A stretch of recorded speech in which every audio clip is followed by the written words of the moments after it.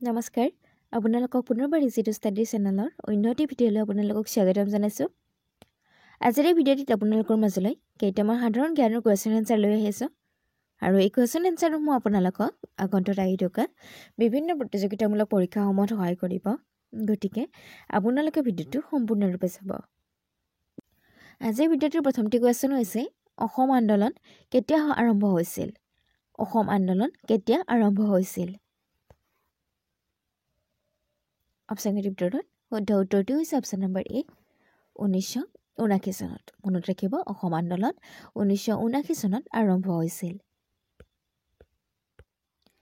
Next কুৱেশ্যনটিত আছে বীৰেন্দ্ৰ কুমাৰ ভট্টাচাৰ্যই কোনখন উপন্যাসৰ বাবে জ্ঞানপীঠ বঁটা লাভ কৰিছিল? অপশ্যনৰ ভিতৰত শুদ্ধ উত্তৰটো হৈছে অপশ্যন নম্বৰ ডি মৃত্যুঞ্জয়। মনত ৰাখিব বীৰেন্দ্ৰ কুমাৰ ভট্টাচাৰ্যই মৃত্যুঞ্জয় উপন্যাসখনৰ বাবে জ্ঞানপীঠ বঁটা লাভ কৰিছিল। নেক্সট কুৱেশ্যনটিত আছে অসম চুক্তি স্বাক্ষৰিত হোৱাৰ সময়ত অসমৰ মুখ্যমন্ত্ৰী কোন আছিল? অপশ্যনৰ ভিতৰত শুদ্ধ উত্তৰটো হৈছে option number C Hiteswar Saikia. মনত ৰাখিব অসম চুক্তি স্বাক্ষৰিত হোৱাৰ সময়ত অসমৰ মুখ্যমন্ত্ৰী আছিল হিতেশ্বৰ শইকীয়া। নেক্সট কুৱেশ্যনটিত আছে প্ৰথম অসমীয়া ৰঙীন ছবি কোনখন আছিল? অপশ্যনৰ ভিতৰত শুদ্ধ উত্তৰটো হৈছে অপশ্যন নম্বৰ চি ভাইটি। মনত ৰাখিব প্ৰথম অসমীয়া ৰঙীন ছবিখন হৈছে ভাইটি। নেক্সট কুৱেশ্যনটিত আছে বিখ্যাত কবি নীলমণি ফুকনক কি বুলি জনা যায়? অপশ্যনৰ ভিতৰত শুদ্ধ উত্তৰটো হৈছে অপশ্যন নম্বৰ বি বাগ্মীবৰ।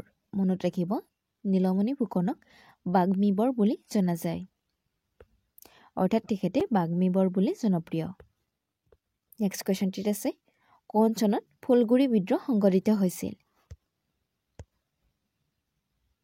অপশ্যনৰ ভিতৰত শুদ্ধ উত্তৰটো হৈছে অপশ্যন নম্বৰ চি 1861 চনত। মনত ৰাখিব ফুলগুৰিৰ বিদ্ৰোহ 1861 চনত সংঘটিত হৈছিল। নেক্সট কুৱেশ্যনটিত আছে ব্ৰিটিছ শাসনৰ বিৰুদ্ধে ভাৰতৰ প্ৰথম কৃষক আন্দোলন কি আছিল? ব্ৰিটিছ শাসনৰ বিৰুদ্ধে ভাৰতৰ প্ৰথম কৃষক আন্দোলন কি আছিল?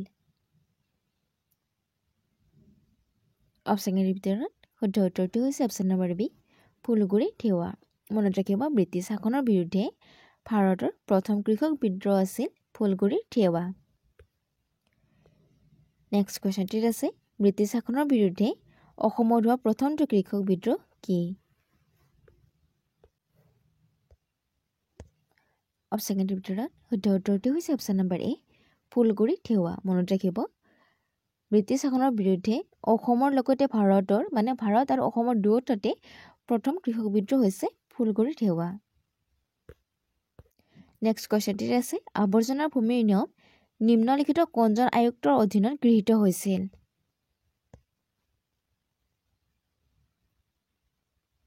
অপশ্যনৰ ভিতৰত শুদ্ধ উত্তৰটো হৈছে option number C Francis Jenkins. মনত ৰাখিব আৱৰ্জনা ভূমিৰ নিয়ম ফ্ৰান্সিছ জেনকিন্স নামৰ আয়ুক্তৰ অধীনত গৃহীত হৈছিল। নেক্সট কুৱেশ্যনটিত আছে আহোম ৰাজ্যৰ প্ৰথম বৰফুকন কোন আছিল? অপশ্যনৰ ভিতৰত শুদ্ধ উত্তৰটো হৈছে অপশ্যন নম্বৰ বি লাঙি পানীচিয়া বৰফুকন। নেক্সট কুৱেশ্যনটিত আছে লীলাবাৰী বিমানবন্দৰ ক'ত অৱস্থিত? অপশ্যনৰ ভিতৰত শুদ্ধ উত্তৰটো হৈছে অপশ্যন নম্বৰ ডি লখিমপুৰ। মনত ৰাখিব লীলাবাৰী বিমানবন্দৰ লখিমপুৰত অৱস্থিত। নেক্সট কুৱেশ্যনটিত আছে উমাচল শিলাৰ গুহা ক'ত অৱস্থিত? অপশ্যনৰ ভিতৰত শুদ্ধ উত্তৰটো হৈছে অপশ্যন নম্বৰ এ গুৱাহাটীত। মনত ৰাখিব উমাচল শিলাৰ গুহা গুৱাহাটীত অৱস্থিত। নেক্সট কুৱেশ্যনটিলৈ আগবঢ়াৰ আগতে আপোনালোকে যদি এইখিনিলৈকে ভিডিঅ'টো চাইছে আৰু ভিডিঅ'টো চাই ভাল পাইছে তেন্তে ভিডিঅ'টোত এটা লাইক কমেণ্ট কৰাৰ লগতে ভিডিঅ'টো শ্বেয়াৰ কৰি দিব।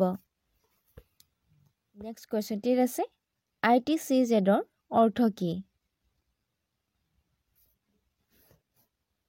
অপশ্যনৰ ভিতৰত শুদ্ধ উত্তৰটো হৈছে option number D inter tropical convergence zone, অৰ্থাৎ অন্ত গ্ৰীষ্মমণ্ডলীয় অভিসৰণ জোন। মনত ৰাখিব ITCZ অৰ্থ হৈছে এণ্টাৰ ট্ৰপিকেল কনভাৰ্গেঞ্চ জোন অৰ্থাৎ গ্ৰীষ্মমণ্ডলীয় অভিসৰণ মণ্ডল।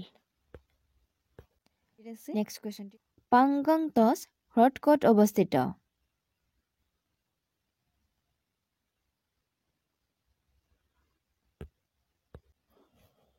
অপশ্যনকেইটিৰ ভিতৰত শুদ্ধ উত্তৰটো হৈছে option number B, eastern Ladakh and western Tibet. মনত ৰাখিব, পাংগাটছ হ্ৰদ eastern Ladakh and western Tibet অৰ্থাৎ পূব লাডাখ আৰু পশ্চিম তিব্বতত অৱস্থিত। নেক্সট কুৱেশ্যন, তথ্যৰ অধিকাৰ আইন কেতিয়া গৃহীত হৈছিল? অপশ্যনকেইটিৰ ভিতৰত শুদ্ধ উত্তৰটো হৈছে অপশ্যন নম্বৰ চি, 2005 চনত। মনত ৰাখিব, তথ্যৰ অধিকাৰ আইন 2005 চনত গৃহীত হৈছিল। কুৱেশ্যনটিত আছে, কোন বছৰত ভাৰতৰ ৰিজাৰ্ভ বেংক ৰাষ্ট্ৰীয়কৰণ কৰা হৈছিল? অপশ্যনকেইটিৰ ভিতৰত শুদ্ধ উত্তৰটো হৈছে অপশ্যন নম্বৰ চি, 1949 চনত। মনত ৰাখিব, 1949 চনত ভাৰতৰ ৰিজাৰ্ভ বেংক ৰাষ্ট্ৰীয়কৰণ কৰা হৈছিল। নেক্সট কুৱেশ্যন, তলৰ কোনটো উদ্যোগক সকলো উদ্যোগৰ মাতৃ বুলি গণ্য কৰা হয়?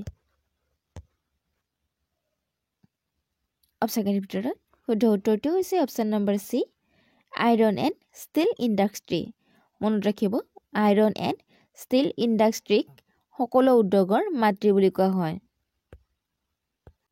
কুৱেশ্যনটিত আছে, তলৰ কোনখন কাকত বাল গংগাধৰ তিলকে আৰম্ভ কৰিছিল? তলৰ কোনখন কাকত বাল গংগাধৰ তিলকে আৰম্ভ কৰিছিল? অপশ্যনকেইটিৰ ভিতৰত শুদ্ধ উত্তৰটো হৈছে অপশ্যন নম্বৰ ডি, কেছাৰী। নেক্সট কুৱেশ্যনটিত আছে, চন্দ্ৰয়ান 3ৰ বাবে কোনখন উৎক্ষেপণ বাহন ব্যৱহাৰ কৰা হৈছিল?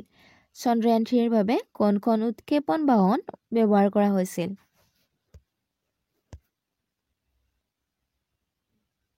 অপশ্যনকেইটিৰ ভিতৰত শুদ্ধ উত্তৰটো হৈছে অপশ্যন নম্বৰ এ, GSTV MK3।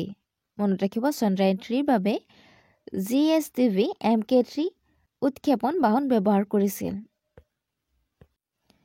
নেক্সট কুৱেশ্যন, খিলাজাৰী খাটৰ সন্ধি কেতিয়া স্বাক্ষৰিত হৈছিল? অপশ্যনকেইটিৰ ভিতৰত শুদ্ধ উত্তৰটো হৈছে অপশ্যন নম্বৰ ক, 1663 চনৰ 23 জানুৱাৰীত। মনত ৰাখিব, খিলাধাৰী খাটৰ সন্ধি 1663 চনৰ 23 জানুৱাৰীত স্বাক্ষৰিত হৈছিল।